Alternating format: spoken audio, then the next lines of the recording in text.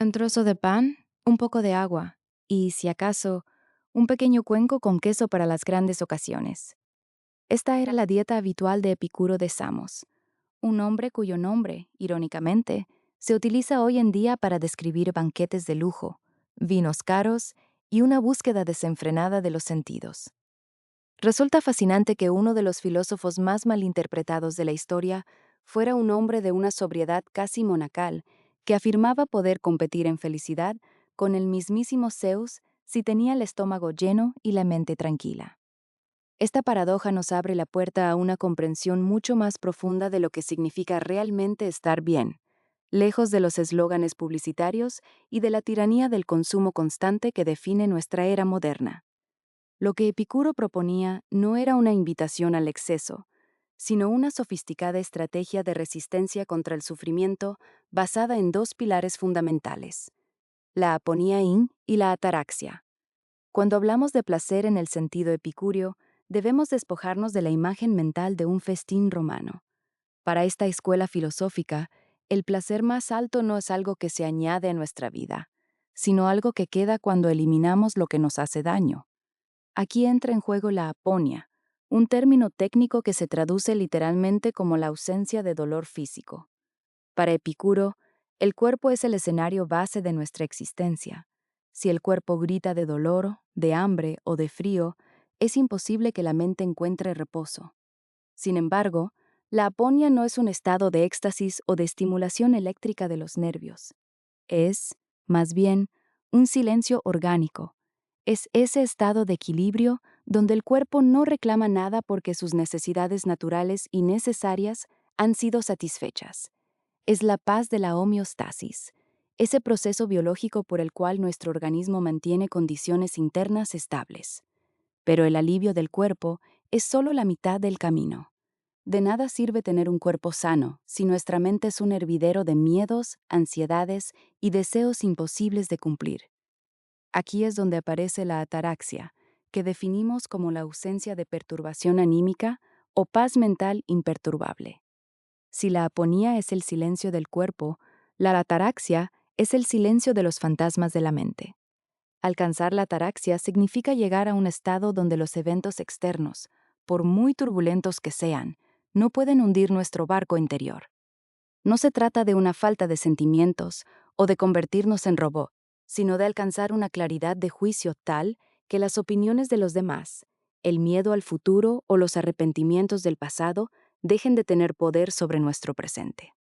Para entender por qué Epicuro consideraba que la mera ausencia de dolor y perturbación es el placer supremo, debemos analizar su distinción entre placeres cinéticos y placeres catastemáticos o estáticos. Un placer cinético es aquel que implica un movimiento o una acción para satisfacer un deseo, como el acto de beber cuando tenemos mucha sed. Es un placer intenso pero efímero, y a menudo está ligado a un dolor previo, que es la carencia. Por el contrario, el placer catastemático es el estado resultante una vez que la necesidad ha sido eliminada. Una vez que ya no tenemos sed, el estado de equilibrio y plenitud que experimentamos es, para el epicurio, mucho más valioso y estable que el pico de adrenalina de la satisfacción inmediata. El problema de la humanidad, según esta visión, es que pasamos la vida saltando de un placer cinético a otro, sin detenernos nunca a disfrutar de la plenitud del estado estático, convirtiéndonos en vasijas rotas que nunca se llenan por mucho líquido que les vertamos.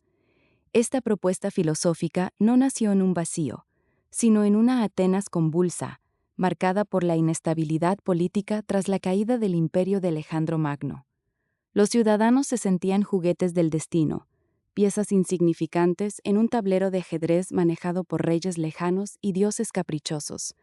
En este contexto, el Jardín de Epicuro, una comunidad que aceptaba a mujeres y esclavos en igualdad de condiciones, se presentó como un refugio de salud mental. La estrategia era clara. Si no puedes controlar el mundo exterior, debes aprender a controlar tus necesidades y tus percepciones. El sabio es aquel que sabe distinguir entre los deseos naturales y necesarios, como comer pan, los naturales pero no necesarios, como comer un banquete lujoso, y los deseos vanos, como la fama, el poder o la inmortalidad. La ataraxia se consigue podando estos últimos, que son los que más turbación generan. Epicuro diseñó una herramienta de choque que sus seguidores llamaban el tetrafármaco, o la cura de 4 partes para el alma. El primer paso consistía en no temer a los dioses. Gracias al atomismo, una teoría física que Epicuro tomó de Demócrito, argumentaba que todo el universo está compuesto por pequeñas partículas indivisibles y vacío, y que los dioses, si existen, viven en espacios intermedios sin preocuparse lo más mínimo por los asuntos humanos. Eliminar el miedo al castigo divino era el primer paso hacia la ataraxia. El segundo paso era no preocuparse por la muerte, bajo la famosa premisa de que cuando nosotros somos, la muerte no está presente, y cuando la muerte está presente, nosotros ya no somos. No hay sensación en la muerte, y por lo tanto no hay nada que temer. Los dos últimos pasos eran recordatorios prácticos. Lo bueno es fácil de conseguir, y lo malo es fácil de soportar. Esta visión de la vida generó fricciones brutales con otras escuelas, especialmente con los estoicos. Para un estoico, la felicidad reside en la virtud y en el cumplimiento del deber, independientemente de si eso nos causa dolor o placer. Los estoicos veían a los epicúreos como personas que se retiraban de la responsabilidad social para buscar una comodidad egoísta. Sin embargo, Epicuro replicaba que la virtud es inseparable del placer estático. No se puede vivir placenteramente sin vivir con prudencia, justicia y honestidad. Alguien que comete una injusticia, razonaba Epicuro, nunca podrá alcanzar la ataraxia porque vivirá siempre con el miedo a ser descubierto. Por lo tanto, la ética no es un fin abstracto, sino la tecnología necesaria para que la mente pueda estar en paz. La justicia no es un mandato divino, sino un contrato social para no dañarse unos a otros, lo cual es requisito indispensable para la tranquilidad del jardín. Si observamos estas ideas a través del cristal de la neurociencia contemporánea, encontramos validaciones sorprendentes.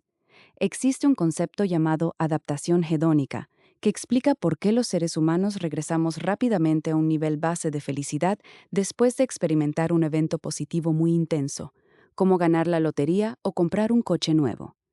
Este fenómeno confirma la tesis de Epicuro sobre la futilidad de los placeres cinéticos constantes. Nuestra biología está diseñada para buscar la novedad, pero esa búsqueda es una cinta de correr que no lleva a ninguna parte. La verdadera satisfacción, según sugieren algunos estudios sobre el bienestar a largo plazo, tiene más que ver con la reducción de los niveles de cortisol, la hormona del estrés, y con la estabilidad de los vínculos sociales, algo que Epicuro fomentaba a través de la amistad, a la que consideraba el bien más grande de la vida. Desde el punto de vista de la psicología del comportamiento, la aponía también tiene una traducción moderna. El estrés crónico es, esencialmente, una falta de aponía prolongada en el tiempo. Cuando el cuerpo percibe una amenaza constante, aunque sea imaginaria o laboral, el sistema inmunológico se debilita y el equilibrio homeostático se rompe. Epicuro entendía que el dolor físico no solo es el que viene de una herida, sino el que genera un estilo de vida que maltrata al organismo con excesos o privaciones innecesarias. La ataraxia, por su parte, resuena con las prácticas modernas de atención plena o mindfulness, que buscan desidentificarnos de nuestros pensamientos automáticos para que dejen de perturbarnos. La propuesta epicúrea es, en esencia, una higiene mental que nos enseña a filtrar qué información y qué deseos permitimos que entren en nuestra fortaleza interior. Incluso en la economía del comportamiento, se estudia hoy el límite de la utilidad marginal del dinero. Se ha demostrado que, una vez cubiertas las necesidades básicas, cada euro adicional aporta cada vez menos felicidad, llegando a un punto en que incluso puede generar más ansiedad por el miedo a perder lo acumulado o por la complejidad de gestionar grandes patrimonios. Epicuro ya lo decía hace más de 2000 años. Si quieres hacer rico a alguien, no le des más dinero, sino quítale deseos. Esta economía del deseo es la base de movimientos actuales como el minimalismo, que propugna que poseer menos cosas nos permite tener más espacio mental para lo que realmente importa. La ataraxia hoy se traduce en la capacidad de cerrar pestañas del navegador, de apagar las notificaciones del teléfono y de entender que no necesitamos estar al tanto de cada tragedia lejana para ser personas responsables y conscientes. El poeta romano Lucrecio fue quien mejor plasmó esta filosofía en su obra sobre la naturaleza de las cosas. Él utilizó la ciencia de su época para desmontar las supersticiones que mantenían a la población en un estado de terror constante. Para Lucrecio, el conocimiento no es un adorno intelectual, sino el bisturí que extirpa el miedo. Si entendemos cómo funciona el rayo, dejamos de temer a un Dios enfurecido. Si entendemos cómo funciona la mente, dejamos de ser víctimas de nuestras propias proyecciones. La llegada a la ataraxia es, por tanto, un acto intelectual. Requiere una observación fría y racional de la realidad para darnos cuenta de que la mayor parte de lo que nos quita el sueño son construcciones sociales, etiquetas de prestigio o temores infundados sobre lo que podría pasar.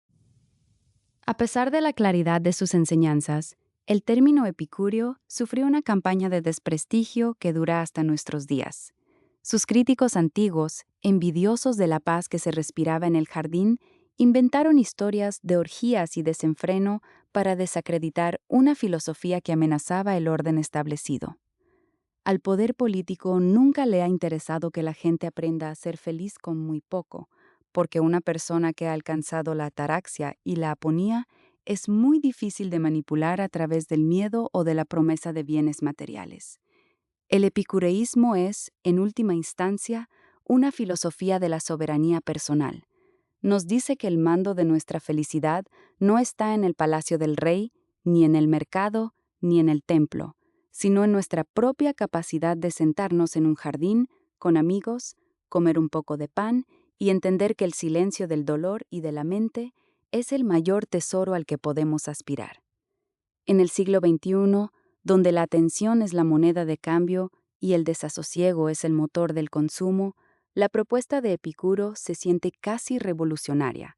Se nos dice constantemente que para ser felices debemos ser más, hacer más y tener más.